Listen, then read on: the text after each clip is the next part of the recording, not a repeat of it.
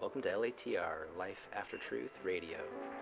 Thanks for joining me. It's been some time away from the recording station.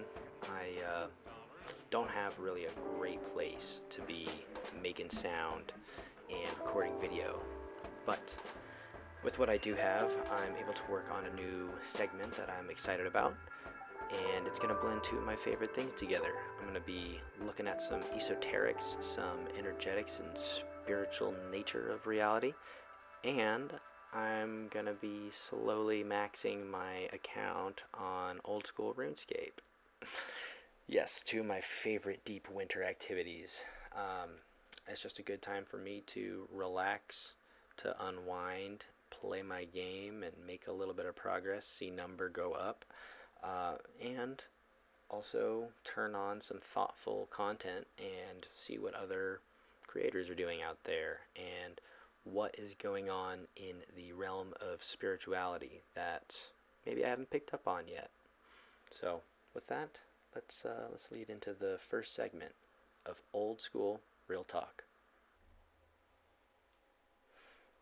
Okay, and before we get into it, this is coming off of a channel called the Other Side NDE. It seems they have a lot of professionals and also casual channelers or spiritual laymen on the channel. There's just like a wide berth of people that come on here and talk, so I appreciate that.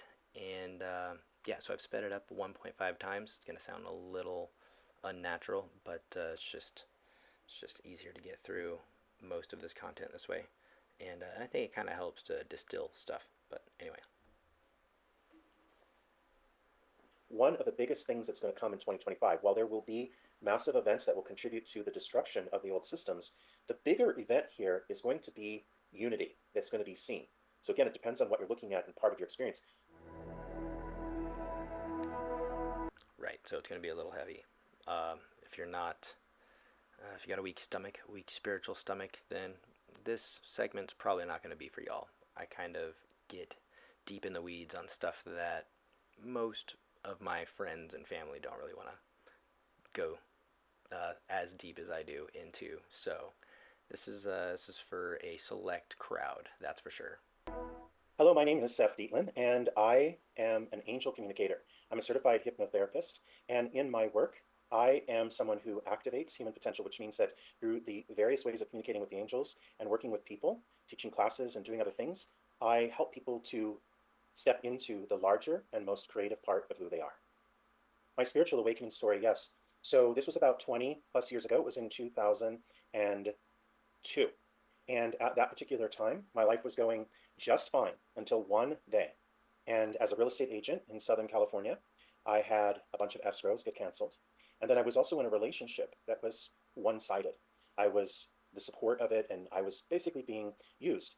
And I decided to have a conversation with this person about having something more mutual. And the response to that conversation was that this person decided to just grab their clothes and leave and go move back in with their father. So, well, real quick, who's surprised? And it's interesting because I've had a very similar experience to this, so it resonates with me on a couple levels. But just as we're getting into it, interesting to note that it's at these times of the perceived lowest of lows that we tend to get some sort of spiritual guidance. in that one day, I had an immense amount of setbacks, which caused me to go into a huge state of panic. And up until that point, I had accomplished quite a few things, and it felt like a bigger setback than it actually was. But in that moment of panic, I actually prayed to what we could call God or the Holy Spirit or the Creator. And I was about to ask if I could go to sleep and not wake up. Not that I would ever commit suicide, but that I wanted to leave because this life is so tricky and difficult. And the minute you think that you're ahead and that you're doing great things, it all gets taken away from you. And Yeah, so real quick too on the God thing, I know religion's not everyone's bag, was never mine. I was always just very curious, and I think that's why spirituality was more comfortable to me, in studying what religions and religious folk are talking about and what they believe. That to me made more sense than believing in it with them, if that makes sense. But also, just wanted to note, I think it's very accurate and very relevant, that feeling right now of kind of the dread of living on Earth at this moment. I think for young folk, that's pretty tangible, and it's easy to get to that point where you feel like, wow, I am not ready to pull the plug or anything, but damn, I could take a break. I I could, you know, go be a spirit up there for a bit. Anyway, let's keep going. Although that's how we see it when we have a setback. And when I knew that I wasn't going to get that prayer answered, I then said, well, that's fine. I want to talk to my angels. I want a tangible communication link with my angels. They don't do me any good if I can't hear them or see them or anything else. And I don't care what we have to do here. I want to see them or feel them. I want to hear them speak to me too. I want to know that they're real. And in that moment, I felt something touch me. I felt a peace overcome me. And not only did I feel a peace overcome me, but I felt something inside me receive telepathic communication. Not that I knew what that was at the time, it was just a knowing that I was receiving an information message. And it said, Seth, you're not just going to be okay, you're going to be better than okay. And in that moment, my pets even got up on the bed and they looked around. I could feel something encircling me. And they were looking around because they could see something in the room. They could perceive something in the room as well. And I was Yeah, interesting. Because when I had my experience, I was having a lot of these actually, parallel symptoms. I don't want to call them that, but just things that were happening in my life, that I would arrive home at work to a draining relationship, a one-sided relationship, that I would sit in the car for extended amounts of time before getting out and going through the front door, and I wouldn't know why. I just think I was tired. I still was consciously choosing to do this, but I would get this call in my head. I would hear my name, and that happened. I could count on one hand, how many times that happened in the course of maybe a year and a half. But in that same span of time, I did have a cat that would do things in the house that wouldn't make a whole lot of sense. Not just a cat climbing to try and get up stuff or to be on the blinds or whatever, but to have a cat sit and stare at a corner and follow things from corner to corner. Um, all of that happening right around when I had my spiritual experience. That sounds a lot like what he's getting at. pretty sure that I had an experience. So the next day, while I was trying to figure out what had happened, I heard something kind of fly by my ear. And I said hello, and it said hello. And what had happened was that it had opened a communication link with the angels. And by the way, Now, he's going to get into his definition of the angels, in that field of consciousness, which is great. But I do always want to throw a word of caution out that it's not always only an angel, or we don't even know what an angel is or what that means. That might be coming by and saying hello. Um, I think we need to be very careful with that, and not to say I know nothing about Seth or his experience, his trainings, but I just do think it's something that we should be cautious with, especially the spiritual layman, those of us who just got thrust into this reality, and kind of forced to believe it, and or to at least give it more credibility. just to define what I consider the angels is a field of consciousness that is, let's say, the first layer of creativity from the creative source. So the angels is a field of consciousness that's very high and is close to the source and has the ability to communicate with us. So in that field of oneness, I felt this connection with these angels. And over time, what would happen is a couple of things. One, I started to know things that were about to happen because they would tell me. They would tell me that my sister was going to call that day, that she was pregnant, going to have a little girl, and 4 hours later, my sister called me, told me she was pregnant, and she had a little girl. And then lots of different things that they would tell me was going to happen, and they would happen. And then they begin to really solidly make that communication link more available. And I was talking to them all day. I would say something to them, and I would get a reply whether I was driving in my car. I got incense. I started burning incense because it would take me into what I didn't know at the time was just a higher state of consciousness, which happens when we have incense or candles or beautiful music going. And eventually they would lead me to know that the world is changing, that we are about to enter into a phase on this planet that most people refer to as the new Earth. They refer to it as heaven on Earth. Doesn't matter what we call it, it's the same thing. But in this switchover or change, a few things would happen that would be quite notable. And they said that the reason that they had come to me, like other people, is that we are being calibrated or equipped to be able to help people walk through this period of time. Now, keep in mind that was in 2003, 2002. Honestly, that's why I feel like I'm here attempting to do this. Why I'm trying to have conversations that aren't really comfortable to have peer to peer. There's something about the anonymity, I think, of listening to some person on YouTube say things that maybe your boyfriend or your son, you know, it might be an uncomfortable conversation hearing these things. Might be easier for maybe even the other the tribe, right? Those of us who feel this and know that there's conversations they want to have with the world, but that the world's not ready. It might be nice for us just to be able to have another voice to listen to, another perspective on this highly complex and quickly evolving new reality that we're all being confronted with. And for a long period of time, I've had these conversations with them about what the new Earth looks like and what the dismantling phase of the old Earth looks like. So, in the dismantling phase, everything that we accept as a contribution to humanity has outlived its purpose, and that's the money system, the government, other things such as religions, and we wouldn't need the medical system, they said, because we would vibrate at such a high frequency that we would never have disease. All of humanity would have an awakening and become part of this new Earth, and that those of us who would get calibrated to understand what that is would be part of who would assist humanity through this process. We're in the process right now as we're watching all these systems break down that can't serve us anymore. And we're watching all of these things happen as we're bringing in new consciousness and people have new ideas. We're able to consciously create our own reality and understand how we are the ones that do that. Right, and that's a big part of LATR, Life After Truth, was realizing that truth had been crafted for me and it had been given to me by, you know, the system that is the mundanity, the earth that I was born into already had systems, and I think once I realized that, kind of in my mid 20s, I'd say the waking process was pretty much all of my 20s.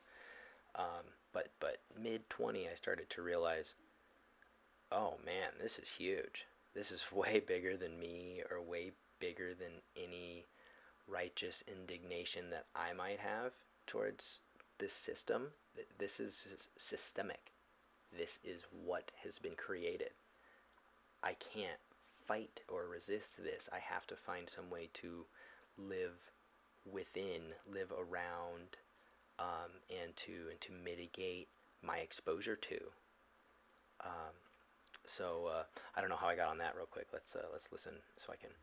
In the last 4 years, we've seen this apparent. Oh, right, creating your own reality. Because I wanted to say, hopping out of that truth, the truth that was given to you, that you need to go to a doctor once a year at least, you need to go to psychologists, psychiatrics, whatever, and have your mental health analyzed. All of these truths just never sat right with me. I didn't feel them to be true for me, to the severity that society implies. I'm not saying that I don't need to go to a doctor, or that I don't need to visit a dentist. Like those things are real, and I live in that reality. But I don't wallow in that. I don't, I'm not a victim to that system. I'm trying to find ways to provide myself with health, and to provide myself with nutrition and care that I don't think anyone else in this system, the old truth, I don't think that they really have us in mind. I think there's profit motives, and there's, ego motives of wanting to feel like a good person in these positions. But I don't think, when you get down to it, that these systems are built to create high quality individuals. Not that I don't think individuals are capable of being high quality or that we aren't innately high quality, but I am just stating my stance that as a trained ecologist, I was trained to look at systems, biological systems, and environmental systems, and how they all operate together and within, outside of, back within each other. That once I got into the real world out of college, out of school, and you see these systems and how they don't work, well, you train me to call you out. This doesn't work. What do you mean we're gonna give kids standardized tests after giving them uh, just regurgitation practices so that they don't actually have to retain knowledge?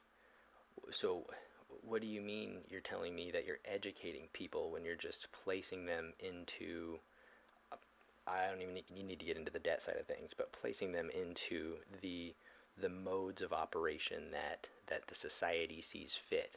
Um, I can get off the soapbox, but my point is that when I stepped into my own reality, my own truth, I became a much healthier person, and my mental health became immensely lighter and greater. I was much happier. I was able to perceive joy.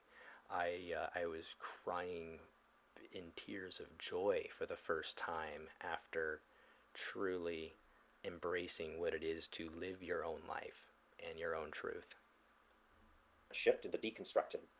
We've seen this apparent shift in deconstruction phase of our reality. We can't deny that we're watching our world devolve or deconstruct its old systems. And the angels, in the conversations I've had with them, have been talking about this since I started talking to them in 2002. Now, there are other mystics, such as Dolores Cannon, who've been hearing about this through hypnosis, who've been hearing about it through hypnosis subjects for years and years before this even happened. I didn't hear about it until later. But many people who tap into some field of higher intelligence have all got the same information years and years before this event. So a couple of things that I can... And that's part of why I pull this video up, and want to talk about it now as we move into this new Gregorian year, the new Catholic year, right? We're not actually into a new solar year quite yet. If you want to think astrologically, we can wait until April 1st and think conceptually what maybe is still included in last year when we get there. Does that make sense? That's kind of how I've been trying to operate the past few years since I learned about the Gregorian calendar and kind of the takeover of time, the month of the year that was lost. These are all things that's beyond the scope of just this one talk, but I think are relevant, especially when we are looking at the time that we're in and what we're trying to be convinced is this new year and this time for new energy to be created. And what were we saying? relay that I do know is that humanity does make it to the other side of this transition. Okay, so take peace in knowing that. Where we're at right now, while we're recording this, which is at the end of 2024, moving into 2025, the angels have referred to some very distinct seasons of this transformation. And it's not 4 seasons, it's 3 that they've talked about. Another interesting, I've never heard that, the 3 seasons versus the 4. I have heard in the past the time before winter, that there was stories, books, about a time before winter, and maybe that relates to the falling of man, right? Falling from God, Adam and Eve partaking of the fruit. That could mean a lot of things, but leaving the garden, right? Experiencing hardship, winter being the seasonal example of hardship. That's very interesting. But tracing it back to the channelers, I was trained scientifically. I've always had a very rational mind, and was not one to take a whole lot of credence in channeling and kind of the woo. But man, if the past 5 or 6 years haven't really put me on a course of accepting that I am not gonna know certain things, that logic will only get you so far, and maybe logic isn't correct verbiage there. Maybe it's just like rationale. Maybe it's science. Like literally, science will only take us so far until you need to match it and meet that same way with belief or with some sort of release of needing to know. Um, that's kind of how I've been starting to understand meditation, and some of these more Zen concepts is like, yeah, I want it, but if I want it, I don't get it, so I need to stop wanting it.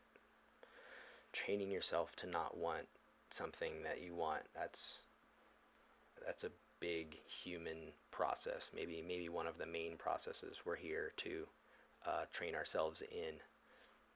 Let's keep going. Let's call them three different phases. So the first phase is this awakening phase or this revelationary phase, which is a lot of stuff that's revealing that has been hidden for years and years and years. So in this revelation phase, we begin to find out things that are hidden. And we're not finding out these things because people are telling us, it's because the light or information or frequency on this plane is so high, it has to pull it out into awareness. As we're becoming more mystic, as we're becoming more aware and more psychic, more intuitive, these things can't hide anymore because we know them. So this is the revelationary phase. Right, right, and I think that's why that's why we're here. That's why people like us are coming out and having these conversations and forcing our friends and family to at least acknowledge that we are living in this space, that we do believe these things. It was a big part of my story was I had to affirm to myself and to those around me that this is who I am now. Uh, this isn't a mistake. I didn't mess up somewhere along the way. I have changed. I've very greatly changed, but this is not a mistake. I'm not a burnout, or I haven't given up on society. If anything, I think it's a long shot from that. I think the more I've detached and the more I've gone into my hermitude, the more compassion and empathy I've gained for people around me, and that it's actually living around people that makes me a little more jagged and tense. But you know, that's my own internal stuff. That's shadow work, and we all got that. It is what it is. Then what happens is the purging phase. So think of that as the next phase, where all that doesn't serve humanity is just going to be removed, edited, or deleted. Think about if you have a house and all of a sudden your sink doesn't work anymore, so you replace it. And that's kind of what I was getting at with us having these conversations. It's like the more and more of us that gather and find that, oh, we can live in a world that we agree with. I can live around neighbors that help grow food that I don't grow, or help butcher animals that I don't want to butcher, or help teach young children, or help provide health care. All of these things we're already providing for ourselves. We're just, for whatever reason, demanding that we have a middleman in between us and the people that we're providing for. It's very interesting. Very interesting what's happening right now, in so many different fields. But I love this idea that we are essentially distilling a more spiritual life into existence with us participating in the conversation and not being afraid to turn on my webcam and say words. It's going to be like that, where that isn't working is just going to be replaced. And then the phase after that then is the expansion or the elevation or the ascension or bringing into what all of this is building, the butterfly, so to speak. So where we're at right now in this phase is we're at the sort of end of the revelationary phase and at the beginning of the purging phase. And what that means, though, sort of like when we have seasons on Earth, we're swinging, let's say, from spring to summer. And in some regions, on one day, in that middle ground between spring and summer, you can have a day where it snows and it's sort of like winter. And the next day, it'll be really hot outside, and then it might rain again.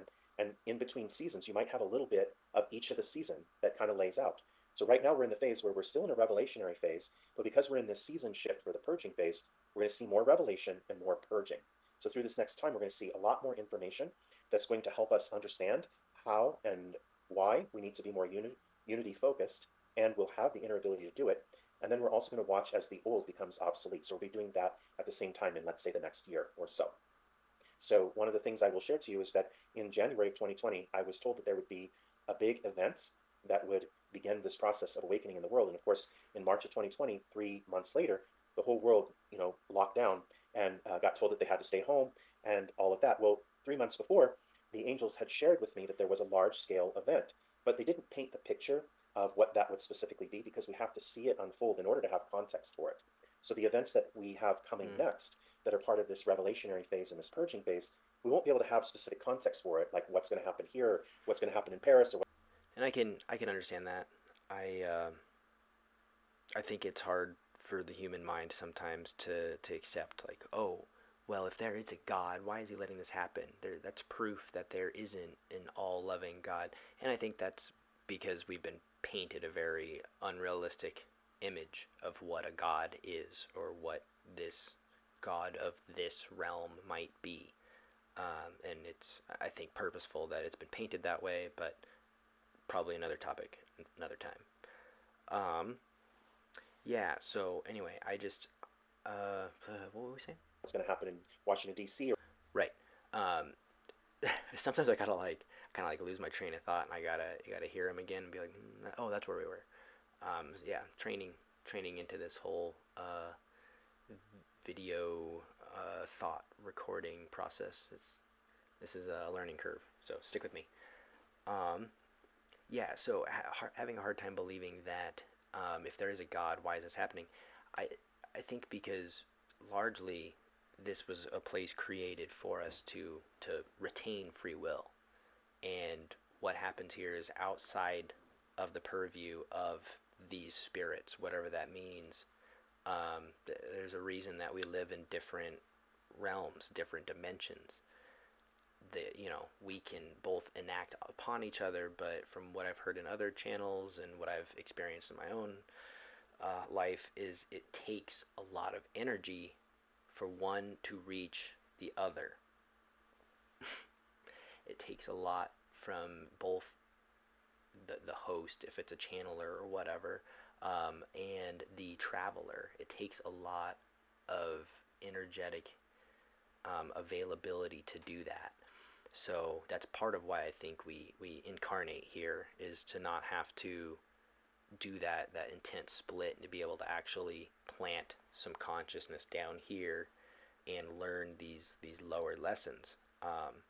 But anyway, the point of the consciousness field and all of these channelers channeling essentially the same message, that has been a big help for me to be able to put some plausibility into this, because my rational mind just it's very difficult to take just some hearsay, some sort of spiritual, or religious promise, and especially growing up in the generation that I grew up in, being a '90s kid, there was just a lot of conspiracy information that I took in, and a lot of doomsday prophecies, and it makes it hard to put faith in something that final ever again. After, oh, it's gonna happen this time, nope, it's gonna happen this time, nope, oh wait, it's gonna happen actually this year, nope, that was a miscalculation. It gets to be too difficult for me. So I don't, even with this, I don't necessarily just outright believe that all of 2025 is going to be insane, or all of this is going to shift and we're going to have aliens at our front doors, or we're going to have, the closing of the IMF, whatever. It's like, I see that this is a big shift that's been building up. I'm seeing the pieces on the chessboard moving in ways that suggest that all of these channelers that are hearing the same message might actually have something there. They might be cluing into some sort of, spiritual layer, some angel consciousness, whatever we want to call it, that is informing the energetics of this realm, that, like, hey, buckle up, get comfortable in one way or another. If that means, get a job that you like and that you feel safe in, and that you don't feel you're at risk of losing. If that means settling down physically, that's kind of what I'm trying to do.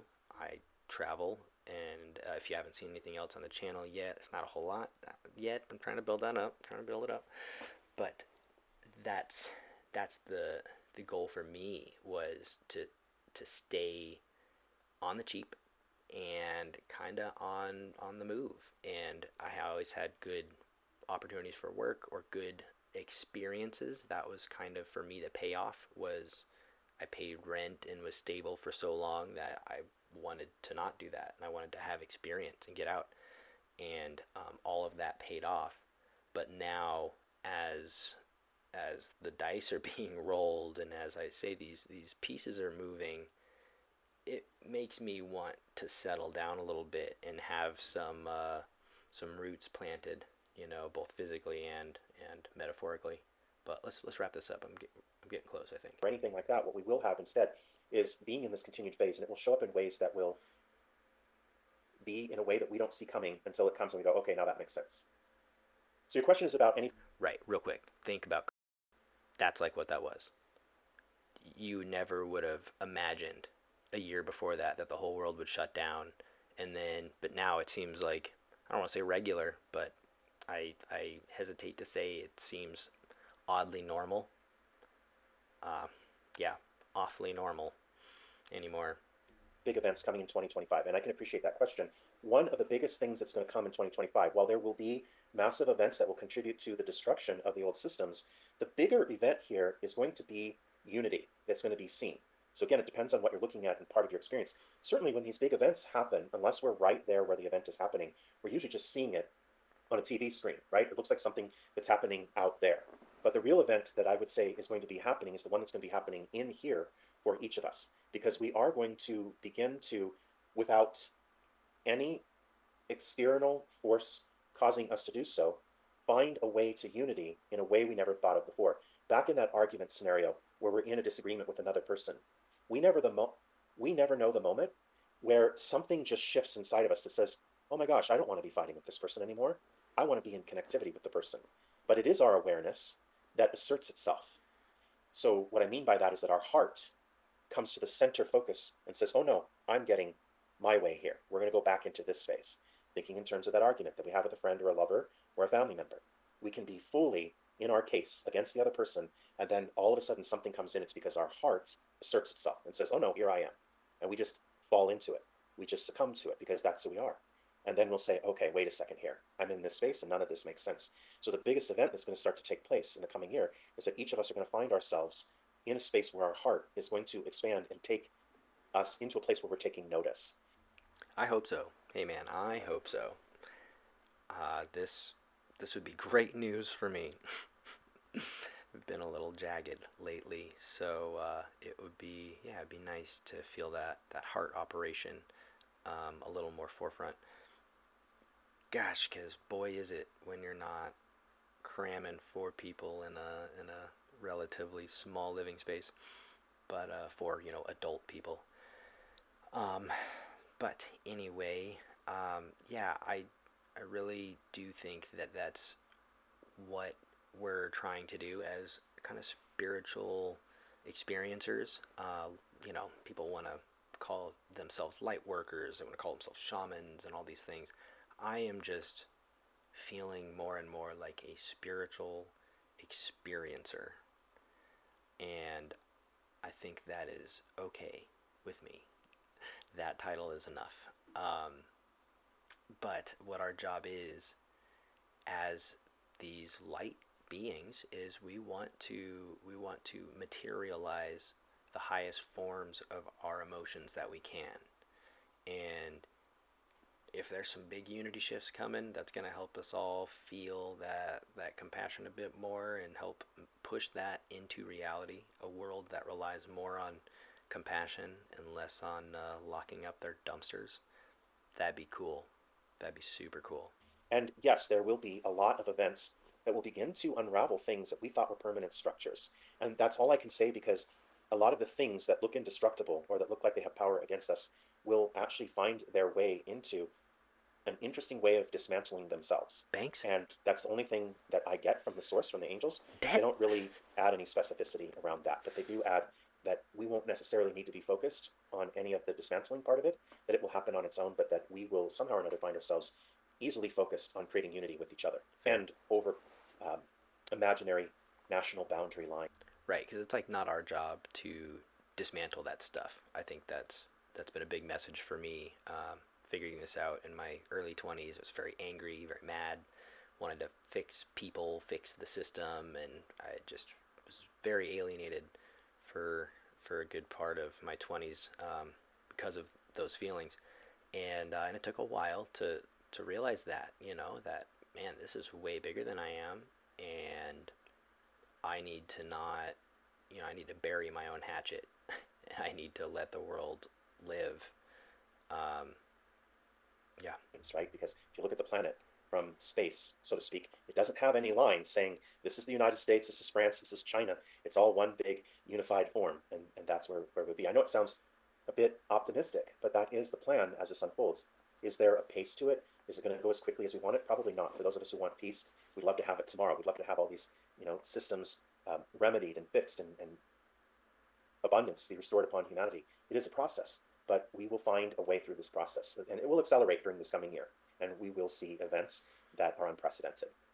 Yeah, so you're asking if the old system would collapse and then we step into the new earth. And what happens is more like the old systems would become obsolete. So in Hmm.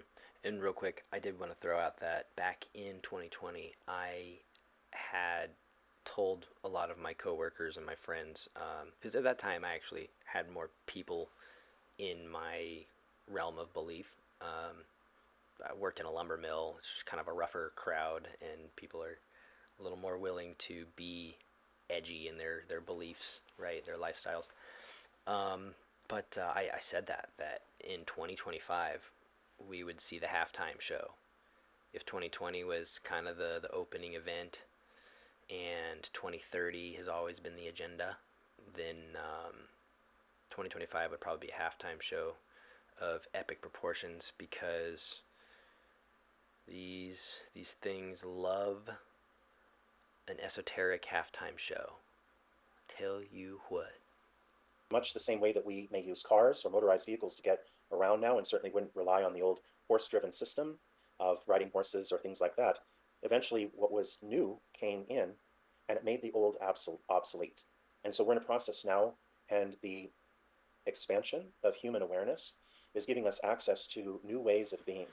And those new ways of being will find their way into unity, where we'll collectively agree that new systems that serve the planet and its resources better are a way that we can collectively agree to move into. It'll just simply leave the old system behind. But in order to nudge us into this change, absolutely, we will continue to see this destruction or this diminishing of the old systems. And it's doing a good enough job of destroying itself, so we don't even have to contribute to its destruction. It, on its own greed and energy that doesn't work with the light, is already setting up its own process.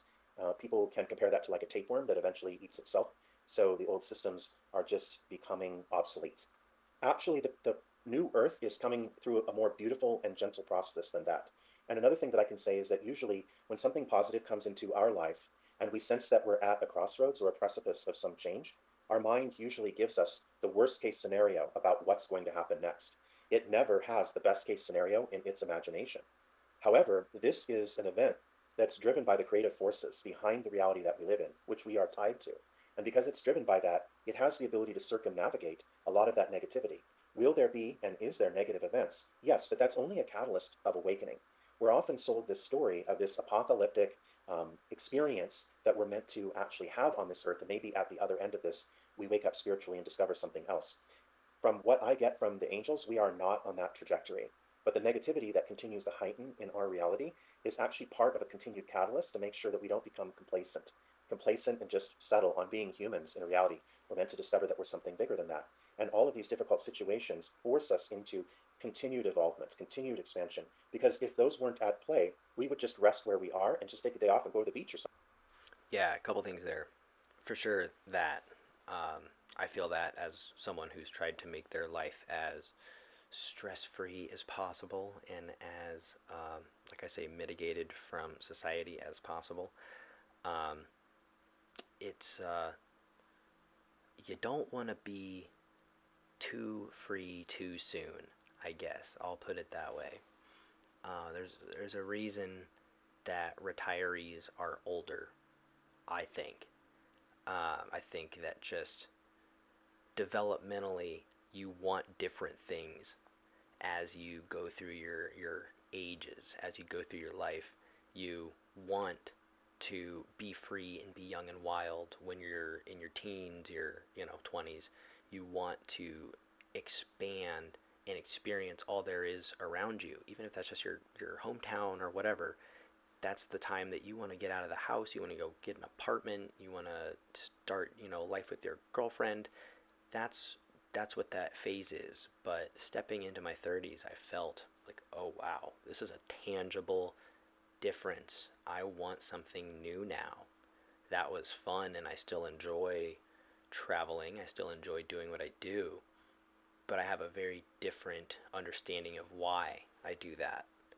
I want to make this money in a seasonal job that's enjoyable in a nice location and blah blah blah, so that I can come home and save that money, and so that I can like buy tools and save for experiences that I think are worth that amount of money, instead of making young mistakes and wandering and learning through losing.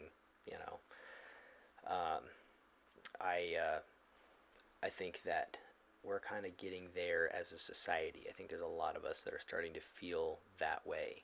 Like he talks about this great awakening. I think there's a lot of us spiritually, dare I say, energetically will be my neutral way of saying spiritually. Um, but yeah, feeling that we are done being taken advantage of. I'm done being fed poisonous foods. I don't want toxins in my water. I'd like to be heard by my doctor about, the feelings that I'm having, and not be told that you're a hypochondriac. Like, there's all sorts of parts of the system that people think are internally pretty fed up with. Something, or enjoy the abundance that we have, whatever it is. And yet we're meant to discover something that's way bigger than that. And as a result of that, these events are only allowed to happen because they're catalysts. They keep pushing us forward. But they're not the main event. The main event here is that we're waking up and discovering that we are so much more than we had ever believed we are, which is why the angels come into the conversation and why personal empowerment is so key. Because our personal expansion is connected to contributing to the expansion of the whole, or the globe, if you like. And in the meantime, the expansion of the world is pressuring every human being to also evolve and expand. Everyone. I was talking with my friend about something very similar, and how he's talking about Michael Newton. He's a Newtonian, and they talk about how your team of guides, it can almost be seen as like a constellation of stars, or at least this is how I was imagining it in my head, or how he was explaining that he was shown it in his head. It all gets lost in the sauce, but this is the image: is that your team, your guides, can be seen as like a constellation of stars, and as you improve and as you succeed, you shine brighter, and that shares light with them. That their stars shine brighter. You can see your own glistening mirrored in the reflection of your guides this constellation, right? This metaphoric constellation. But that's how this feels for me. Is like, when you win, I win. When I win, you win. And if I lose, we lose. you know? So like, why wouldn't we all want you to win? It's just, that's always how my mind's been, and I've never understood how minds could operate differently. I think I was a 7 or 8 year old boy, so I have very vivid memory of mine. I was going to the dentist with my mother early in the morning. It was cold. It must have been winter, and we had big heavy jackets on, and I had just come out of the car, and I still had like a blanket on me from like sleeping in the car or whatever. And we went by a homeless person who's huddled up on a tree just in his jacket, and I remember feeling so sad. and I had this big blanket. God, it can make me a little like teary right now. I just felt like this doesn't make any sense. Why are you here? You should be in a home. You should be at least somewhere where it's more warm than this. Uh, can we give him this blanket? He should have this blanket at least. And so it's just always followed. That pattern has been pretty sustained. Where could be $100 or something. Anymore, it's not as much that. I'm a little tighter with my cash. But when I was in my 20s, you got a lot of friends and people struggling to survive on their own, and someone needs help with rent or needed help with something. I was never asked for much, money or anything like that, but I was definitely always the first person to come and help you move. The only guy with a truck. You get asked a lot to move. I'd always come and even if it's just like enjoy an afternoon with a buddy who like I knew hadn't had much, much friendly contact, much people around for a couple months or something. I was like, yeah, man, let's go do a thing. That's always been how I've operated, and think I think that growing up, I felt very ostracized because I didn't understand why no one else did these things, or why I was one of the few people that would do them. But then as you grow and as you grow into that feeling, that nature, that way of being, I think like this example, it starts to light you up. It starts to shine your star so that others see it. Other souls, spirits, whatever you want to call them, they see that light and they know, this one's alive. He's good. Or wow, she's really bright. This is great. That that has been the crux of my relationship making over the recent few years, has been focusing more on that spark of light and less on kind of the earthly things that I might like about it. Oh, we play the same type of music, or oh yeah, we play the same games and we can hang out and play Super Smash. Um, all of those things are dear to me. I like having these simple times with people, but it's become very apparent that if they don't have that same spark or that same intense desire to improve and to not just improve them but improve the world around them through them, it got harder and harder to be able to sign up to spend time that way. It's a sad reality, but I think it's a natural reality of those on this path. Um, those of us having a spiritual experience, we kind of need to go at it alone, I think. And it doesn't mean you have to be as alone as I choose to be or desire to be, but I think that it is a solo process. I think it's something that you and you alone, with the exception of your guides, um, I think it's something that you have to do. So we're almost done with the footage here. I'll finish it up and we'll see where we're at. Is affected by something that's driving them to become a bigger and better version of themselves. And we see or recognize a lot of change in this. So the new earth isn't coming in at the heels of an apocalyptic event. It's going to be much more gentle and much more full of love and ease than that scenario. But the difficult things will still appear while humanity is continuing to find its way back to a unity that isn't in the mind, but it's in the heart. That's why we have so much division, is because people are coming from the mind. You don't see the that? mind is an absolute. Anyone else see that the hit points, the hit point skill leveled up right as he said it's in the heart? Did anyone else see that? That was adorable. I don't have it all set up to go backwards and forward yet. I'm just getting started. But you can go backwards and forwards, and you can see that. That was adorable. Construct, or say false construct, that sees everything in pure linear form. And the creation of all that is a non-linear entity. We are non-linear entities.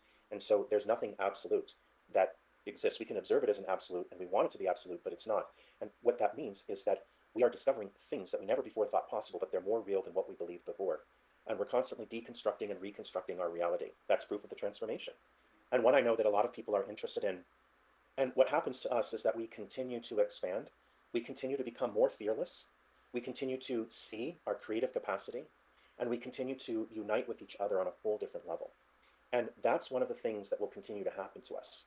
As we get into the higher stages of this transition, and we already are, people as individuals are just on different rungs of the ladder. They're on different places in this journey. There are some of us already who feel complete peace about all of the events that are happening that appear negative, because we can see how this is creating what's to come. But while we're doing this, those who have chosen to be here to build the new earth have a built-in resilience in their life path, meaning that the life that they agreed upon and their being here, they're meant to be here to be the architects of the new earth because they already have the blueprints stored inside of them.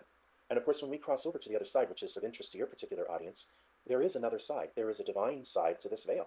And for those who didn't agree spiritually to be part of the building of the new earth, they will return back to the other side in one way or another. Whatever those events or whatever those situations may be, there will be people who will transition to the other side because they didn't make the agreement with the divine to be part of the building or architect team of who would build or come and bring in the new earth.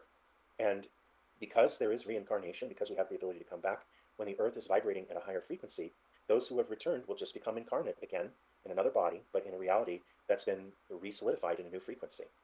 First of all, before these events started happening, I've been communicating with the angels. So when I speak on this, I only speak on what I can relay from the source of the conversation, which is this angelic field of consciousness. And so they are the ones that have this ability to see what the divine plan is here. Now, first of all, I have to introduce to you that there is no linear time. Right. Okay, and that's the end of it there. He gets into time stuff, and we're not talking time here. And we're about out of time. I gotta wrap this up. But I resonate deeply with a lot of this. There are parts that I question, and parts that I may not see 100% eye to eye. But this is the kind of stuff that I like to have up while I'm playing my little game and enjoying this league. Man, it's been good. It's been a good league. And I'm not very good at the game. I don't play very efficiently at all, so I'm still way far behind. But it's a nice way for me just to relax and to have some sort of meditative thought process. I kind of have something to do on one screen, and I'm listening to my podcast or whatever it is in the other side. So yeah, I thought what a great opportunity to just hit record and maybe go back over later and put some commentary. So I hope that worked out for everyone else. I enjoy doing this a lot, actually. Just getting some thoughts out because, like I say, it's been difficult doing that lately. So this is going to be a good practice for me. So anyway, yeah, thanks.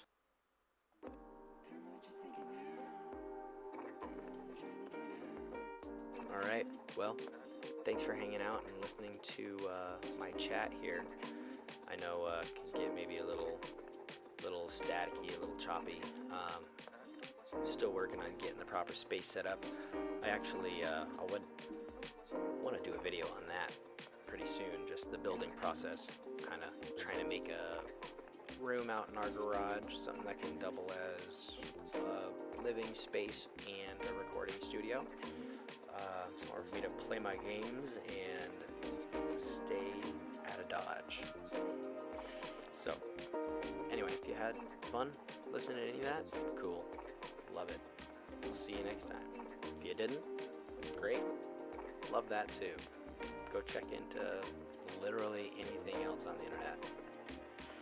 Alright. Well, thanks again. Till then, I'm out. Later.